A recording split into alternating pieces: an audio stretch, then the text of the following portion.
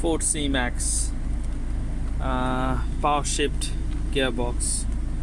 If you ever have any problem with gear stick stuck in park, so what you have to do is you have to take this off and apply, see this yellow button, you press that down and you can see that release the lock, and you can, let me show you, pressing that, and you can shift gearbox, gear lever.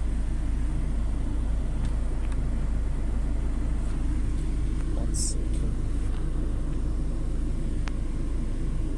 Yeah, you can shift. You can shift. Just pressing that.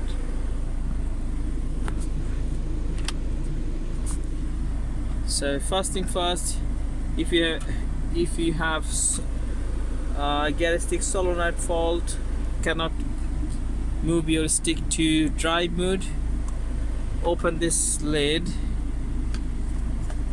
press this down here and press this locking button. Let me show you, locking button here, and you can change to drive. That's easy, very easy.